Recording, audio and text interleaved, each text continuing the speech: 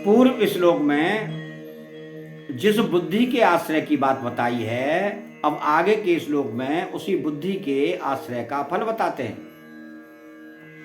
बुद्धि युक्तौ जहातिह उभे सुकृत दुष्कृते तस्माद्योगाय युज्यस्व योगः कर्मसु कौशलम। बुद्धि युक्त, बुद्धि समता से युक्त मनुष्य यहाँ जीवित अवस्था में ही सुकृत दुष्कृते, पुण्य और पाप उभय दोनों का जहाती त्याग कर देता है। तस्मात् अतः तू योगाय, योग समता में ही युज्यस्य लग जा, क्योंकि कर्मसु कर्मों में योग है, योग ही कौशलम कुशलता है। अर्थात बुद्धि युक्तो जहातीय उभे सुकृत दुष्कृते, समता युक्त मनुष्य जीवित अवस्था में ही पुण्य पाप का त्याग कर देता है, अर्थात उसको पुण्य पाप नहीं लगते, वह उनसे रहित हो जाता है। जैसे संसार में पुण्य पाप होते ही रहते हैं, पर सर्वव्यापी परमात्मा को वो पुण्य पाप नहीं लगते, ऐसे ही जो समता में निरंतर स्थित रहता है उसको पुण्य पाप नहीं लगते। गीता के दूसरे अध्याय का 48वां श्लोक, समता एक ऐसी विद्या है जिससे मनुष्य संसार में रहता हुआ भी संसार से सर्वदा निर्लिप्त रह सकता है। जैसे कमल का पत्ता जल से ही उत्पन्न होता है और जल में ही रहता है, पर वह जल से लिप्त नहीं होता, ऐसे ही समता युक्त पुरुष संसार में रहते हुए भी संसार से निर्लिप्त रहता है। पुण्य पाप उसका स्पर्श नहीं करते, अर्थात वह पुण्य पाप से असंग हो जाता है।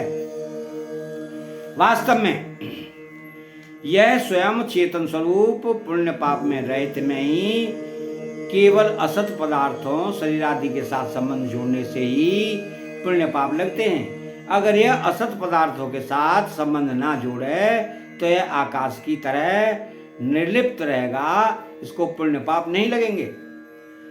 तस्माद्योगाय युजस्य, इसलिए तुम योग में लग जाओ, अर्थात निरंतर समता में स्थित रहो।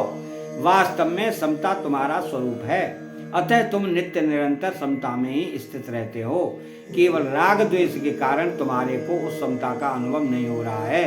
अगर तुम हरदम समता में स्थित न रहते तो सुख और दुख का ज्ञान तुम्हें कैसे होता, क्योंकि ये दोनों ही अलग अलग हैं। जब इन दोनों का तुम्हें ज्ञान होता है तो तुम इनके आगे आने जाने में सदा समरूप से रहते हो। इसी समता का तुम अनुभव करो। योग है कर्मसु कौशलम, कर्मों में योग ही कुशलता है, अर्थात कर्मों की सिद्धि असिद्धि में और उन कर्मों के फल की प्राप्ति अप्राप्ति में सम रहना ही कर्मों में कुशलता है। उत्पत्ति विनाशशील कर्मों में योग के सिवाय दूसरी कोई महत्व की चीज नहीं है। इन पदों में भगवान ने योग की परिभाषा नहीं बताई है, प्रत्युत योग की महिमा बताई है। अगर इन पदों का अर्थ कर्मों में कुशलता ही योग है ऐसा किया जाए तो क्या आपत्ति है। अगर ऐसा अर्थ किया जाएगा तो जो बड़ी कुशलता से सावधानी पूर्वक चोरी करता है उसका वह चोरी रूप कर्म ही योग हो जाएगा। अतः ऐसा अर्थ करना अनुचित है। कोई कह सकता है कि हम तो वेद कर्मों को ही कुशलता पूर्वक करने का नाम योग मानते हैं, परंतु ऐसा मानने से मनुष्य कुशलता पूर्वक सांगोपांग किए गए कर्मों के फल में बंध जाएगा, जिससे उसकी स्थिति समता में नहीं रहेगी।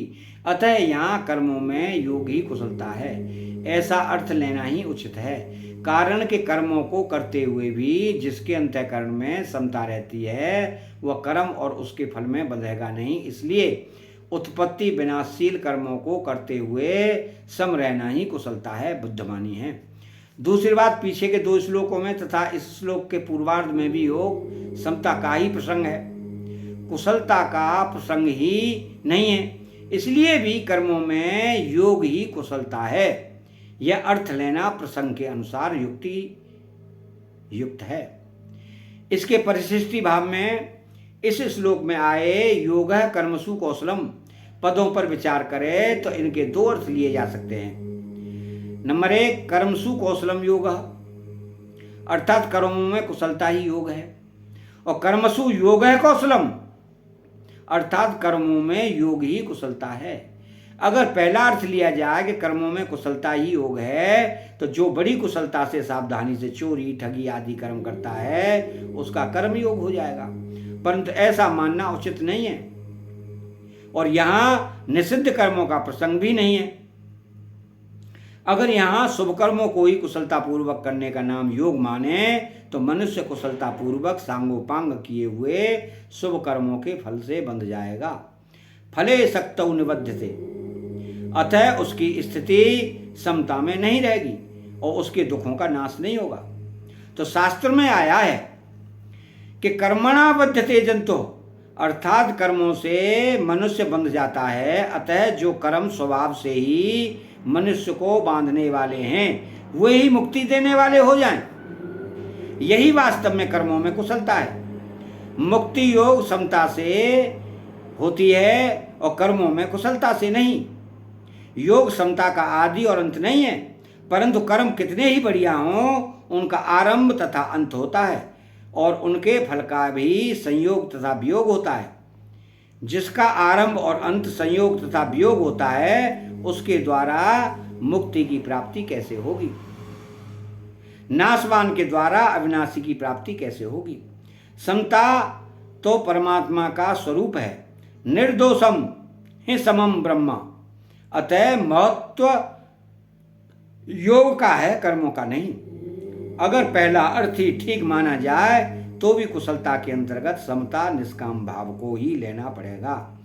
अगर कुशलता में ही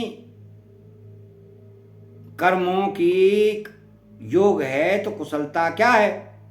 इसके उत्तर में यह कहना ही पड़ेगा कि योग समता ही कुशलता है। ऐसी स्थिति में कर्मों में योग ही कुशलता है, ऐसा सीधा अर्थ क्यों न ले लिया जाए? जब योग है कर्मसु कौशलम पदों में योग शब्द आया ही है तो फिर कुशलता का अर्थ योग लेने की जरूरत ही नहीं है। अगर प्रकरण पर विचार करें तो योग समता का ही प्रकरण चल रहा है, कर्मों की कुशलता का नहीं। भगवान समत्त योग उच्यते कहकर योग की परिभाषा ही बता चुके हैं। अतः इस प्रकरण में योग ही निविधेय है, कर्मों में कुशलता विधेय नहीं है। योग ही कर्मों में कुशलता है, अर्थात कर्मों को करते हुए हृदय में समता रहे, राग द्वेष ना रहे, यही कर्मों में कुशलता है। इसलिए योग है कर्मसु कौशलम, यह योग की परिभाषा नहीं है, प्रत्युत योग की महिमा है। इसी 50वें श्लोक के पूर्वार्ध में भगवान ने कहा है कि समता से युक्त मनुष्य पुण्य और पाप दोनों से रहित हो जाए। पुण्य और पाप से रहित होने का यह अर्थ नहीं है कि कोई भी क्रिया नहीं करता, क्योंकि कोई भी मनुष्य किसी भी अवस्था में क्षण मात्र भी कर्म किए बिना नहीं रह सकता। गीता के 3 अध्याय का 5वां श्लोक। अतः यहाँ पुण्य और पाप दोनों से रहित होने का अर्थ है उनके फल से रहित मुक्त होना। आगे 51वें श्लोक में भी भगवान ने फलम त्यक्त्वा पदों से फल के त्याग की बात कही है। गीता में कुशल शब्द का प्रयोग 18वें अध्याय के 10वें श्लोक में भी हुआ है। वहाँ अकुशल कर्म के अंतर्गत सकाम भाव से किए जाने वाले शास्त्र निषिद्ध कर्म आए हैं तथा कुशल कर्म हैं अंतर्गत निष्काम भाव से किए जाने वाले बांधने वाले राग द्वेष हैं। कुशल अकुशल कर्म नहीं, अर्थात राग पूर्वक किए गए कर्म कितने ही श्रेष्ठ क्यों न हो, वे गीता के 8वें अध्याय का 16वां श्लोक। इसलिए जो मनुष्य अकुशल कर्म का त्याग द्वेष पूर्वक नहीं करता और कुशल कर्म का आचरण राग रूप नहीं करता, सही वास्तव में त्यागी, बुद्धिमान, संदेह रहित और अपने स्वरूप में स्थित है। उपर्युक्त विवेचन से सिद्ध हुआ कि योग है कर्मसु कौशलम, पदों का अर्थ कर्मों में योग ही कुशलता है, ऐसा ही मानना चाहिए। भगवान भी योग में स्थित होकर कर्म करने की आज्ञा देते हैं। योगस्थ कुरु कर्माणि, तात्पर्य है कि कर्मों का महत्व नहीं है, प्रत्युत योग समता का ही महत्व है। अतः कर्मों में योग ही कुशलता है। चैनल को सब्सक्राइब करें, बेल आइकन घंटी को दबाएं और कमेंट में श्री राधे कृष्णा लिखें। जय श्री राधे कृष्णा।